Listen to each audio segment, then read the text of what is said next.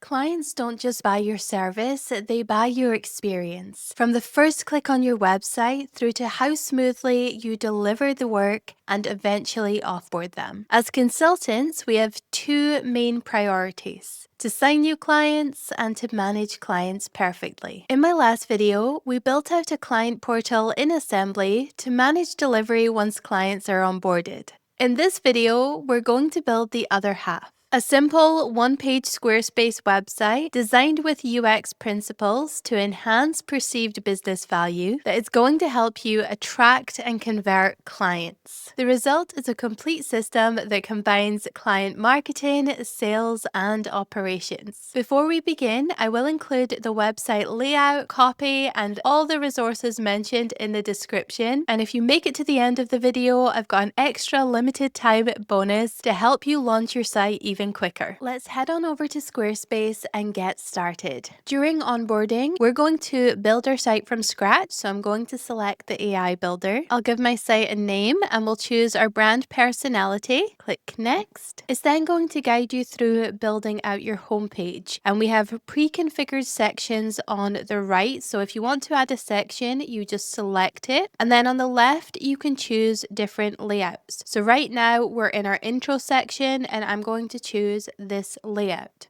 And you can build your entire homepage out like this just by adding the different sections in. I already have a pretty clear idea of what I'm trying to build, so I'm just going to add the intro section and click next. And again, you can add some pre-configured pages to your site as well. Again, I'm just going to uncheck these. We have to pick a starting color palette. We can customize it later, so I'll select a professional one. And I'll do the same for fonts. I'll just choose any starting font pairing and customize it later. Now that we're in the back end, the first thing I'm going to do is head on over to my navigation and click on website. Here you will find your pages, styles, assets, and SEO options. I'm going to start by configuring my own branding, so I'm going to click on styles.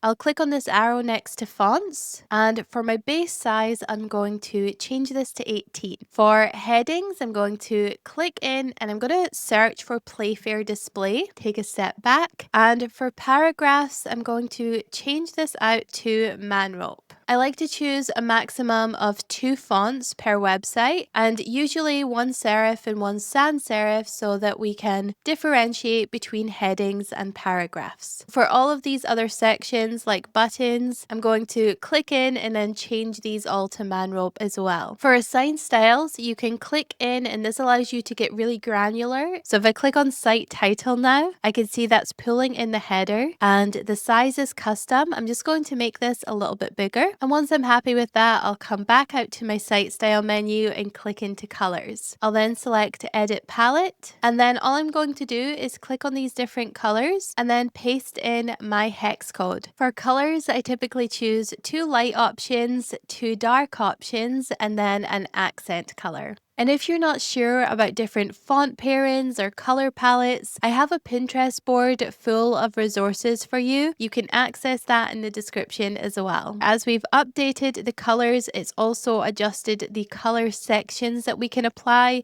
Again, if we want to get more granular with these, we can click on the pencil icon and adjust the color settings for each element. For buttons, I'm going to click in and I'm going to select all button packs. And I'm just going to change this from a pill to a rectangle with rounded corners. For forms, I'm going to do something similar, just changing the field shape to this rounded corners option. Finally, I'm going to click into miscellaneous, select spacing, and I'm going to adjust the page width to 1440. Already that's looking quite different. I'm going to click save and exit, and then I can start working on my page content. So I'm going to click on pages on the navigation, and I can see here that it's added the about page, even though I meant to check that off. So I'm just going to bin that option, keep it as a simple one-page site. So we have our home page here that is not linked. I'm just going to click edit to open that page up, and it starts with our first section. I'm going to click Edit section in the top right hand corner, click on Colors and change this to Lightest. Perfect. Now, so that I can see the alignment and how I want to arrange things, I'm also going to click G on my keyboard anytime that I'm working on a section so I can see what I'm doing. And we have just simple content blocks here. You can see that you can drag and drop them. Typically, you hover over and click the pencil icon to bring up the content block settings. And to add a new block, you just click on this Add Block option here, and you can choose any option that is available. So I quite like this setup here. I'm just going to change out the content. For my subtext here, I'm going to adjust the alignment so that it matches. And I'm also going to change that to paragraph 1. I don't need this button, so I'll just click in and delete it. And now I can see this image is quite large, so I'll click onto it and adjust the size. Now that I have all this extra space, I'm just going to find this blue arrow at the bottom of the section and drag it up to remove that extra space in. For the image, I will click the pencil icon and replace this with my own image, making sure to adjust the focal point, add in a file name and alt text for SEO and accessibility purposes. And then under design, I'm happy for it to fill the block. And then under corner radius, I'm going to change this out to 8. Once I'm happy with that, I'll click G to see how it looks. I might click in and adjust it a little bit more and click Save. Before I continue, I'm going to heart this section so that if I ever want to reuse it later in my site, I could easily apply it as a template section. We can then hover over the bottom to add a new section. I'm going to select blank section, edit section to change the background. This time I'm going to add a shape block and I want to drag it all the way across the grid. Click the pencil icon, again round the corners to 8 for consistency and change the color to this forest green. Add another block. And this time we'll add some text. And this time I want to bring the text into the center so it's not giving our eyes a lot of work reading left to right. Paste in my transformational message and I'm just going to align that to the center there. Remove that extra spacing. And it still looks quite large, this white space on the top and the bottom. So I'm going to edit the section again. And under design, I'm going to change the height to small. For this next section, I want to speak to the different audience segments that I serve. So I'm going to add a section. This time I'm going to look through some of the pre-configured section blocks. And I'm going to choose this one here. I'll click Edit Content. For elements, I'll make sure I'm happy with the elements I want to display. Then I'll click on Content, and then for each item, I'm going to replace the image with an icon, change the title to the audience segment, and then in the description, I'll share ways that I can help. I'll come back out and do the same for the next two. And I don't need this last one, so I'm going to go ahead and delete this. Click on Design, scroll down to where it says Maximum Columns, and I'm going to change this to 3. For the image crop, I'm going to change this to a square. For style settings, I'll change the text size to medium. And then under size and spacing, I want to make sure the layout is inset, the media width is small, and I want it even smaller than this, so I'll click the 3 dots and change this to around 35. Make sure I'm happy with all the other settings and then I can click off, and again I want to save this so I can reuse it later. In this next section, I want to speak to some of the specific pain points these audience segments experience. I'm going to add a section, but rather than build it from scratch, I'll click on Saved Sections, and I'm going to repurpose our hero section here. So I'll click to add that, and then I can just customize it. So changing this header to header 2, changing that out to common challenges, and then for this subtext here, I'll change this to paragraph 2, switch out the text, and then to add additional pain points, what I'm going to do, click G on my keyboard so I can see that alignment, add a block, choose accordion, drag it down, and again adjust so that it's consistent in the alignment. Click the pencil icon, and then I'm going to click into each accordion item, and for the title I'll add the problem, and in the description I'll add a little more detail and how we help with that. Once I've done that, I'll come back out, click on Design, I'll click on paragraph 2, and I just want to make this a longer width. For the icon, I'm going to change this to an arrow, and scrolling down I want to change the row padding to small. For the image here, I'll just switch it out. So clicking the pencil icon, the design is all configured. I just need to replace the image. I'm going to choose one from Unsplash's stock library. So I'll click in here, search for an image, make sure I have the free option tagged, and then I can just click to add an image. Once I'm happy with how it looks, again, I'm going to save it. Now, as website visitors, our eyes typically follow an F or a Z pattern. So for this next section, I basically want to reverse this layout, and we'll use that section to add our different service offerings.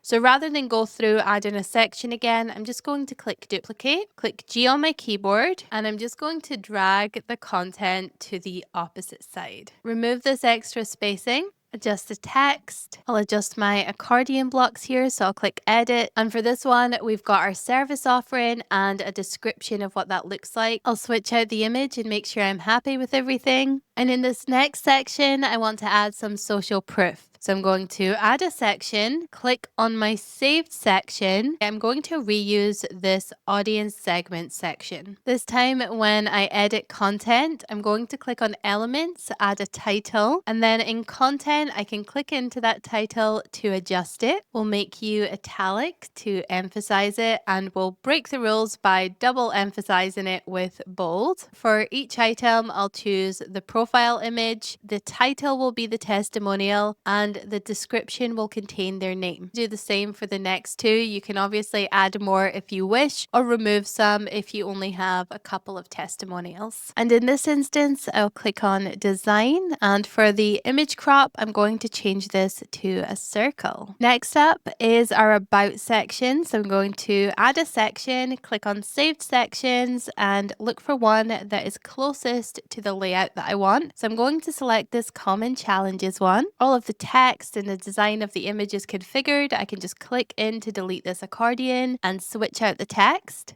Duplicate this and add a subheader. We'll make it header 3 and italics. And I'm just going to make this image slightly bigger. Before I get to the call to action, I want to alleviate any additional objections. So I'm going to add a section, look at my saved sections, and I want to reuse this accordion block. It's already configured here, so I'm just going to click to add this section in again. Click G on my keyboard, delete the image. I'll move the text heading to the center, click in and center to align it, rename it to FAQs. I'm just going to delete that and stick with simple accordion block. So we'll add one on the left, and I'm just going to duplicate this and add one on the right. Click on the accordion block, click the pencil icon, and here I'm just going to add the question, and then in the description I'll add the answer. I'll do that for each question that I've got. And then for our final section, we're going to add a project inquiry form so that we can collect leads from our website. This is important because this is one of the ways that we're going to connect our website to our assembly client portal. So we'll add a section. I want to look for one that I could reuse. I'll choose this about section now. Not only does this save us building from scratch every time, but it also ensures that our site layout is consistent. So on the right here, we don't need an image, but we do need a form. So I'll delete that, add a block, choose a form block. We'll drag that over to the right, click on the pencil icon, change the form name to Project Inquiry Form so we can easily identify it. Click Edit Form Fields, and for name, I'm going to keep that. For email, I'm going to toggle off email sign up. For subject, I'm going to change this to company name. For message, I'm going to keep this but change this to how can we help? I'll add a description for this one. I also want to collect their website if they have one, so I'll add a field, click on website, move this up, click back, and under post submit, I'm just going to add a thank you message. Under design, I want to scroll down and I'm going to add a background, and again, adjust the corner radius to 8. For storage, we want to make sure that it's going to the correct email. And if you click on additional storage, you'll see here that you can connect Google Drive, Zapier, and MailChimp.